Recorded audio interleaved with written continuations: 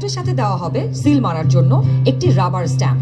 আপনি দুটি ব্যালট এবং রাবার স্ট্যাম্প নিয়ে ভোট দেবার গোপন কক্ষে যাবেন। এবার কিন্তু সময় বাঁচানোর জন্য অনেক ভোট কেন্দ্রেই দুটো গোপন কক্ষ থাকবে, যাতে একই সময়ে দুজন ভোটার দুটো গোপন কক্ষে ভোট দিতে পারে। গোপন কক্ষের ভেতরে আপনি কিভাবে ব্যালটে সিল দিবেন চলুন দেখি। গণভোটের গোলাপি ব্যালটে হ্যাঁ এবং না দুটো ঘর থাকবে।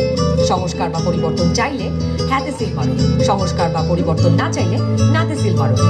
এরপর ব্যালটটি লম্বালম্বি ভাঁজ করুন, যেন সিলের রং অন্য ঘরে না পড়ে। এরপর আড়াআড়ি ভাঁজ করুন। সংসদ সদস্য নির্বাচনের জন্য সাদা কালো ব্যালটটিতে থাকা আপনার পছন্দের ব্যক্তি বা দলের মার্কায় সিল মারুন। সিলটি কিন্তু নির্ধারিত ঘরের বাইরে যাওয়া যাবে না। মার্কার বাইরে সিল পড়লে আপনার মহামূল্যবান ব্যালটটি বাতিল হয়ে যাবে। সিল মারার পর এই ব্যালটটিও প্রথমে লম্বালম্বি ভাঁজ করুন, যেন সিলের কালি অন্য মার্কায় না লাগে। এরপর আড়াআড়ি ভাঁজ করুন। এবার গোপন কক্ষ থেকে বের হয়ে স্ট্যাম্পটি সহকারী প্রিজাইডিং অফিসারকে ফেরত দিন। এরপর কক্ষে থাকা ব্যালট বক্সটিতে আপনার ব্যালট দুটি ফেলুন। ব্যাস, হয়ে গেল একদিনে 2 ভোট। একদম সহজ, তাই না?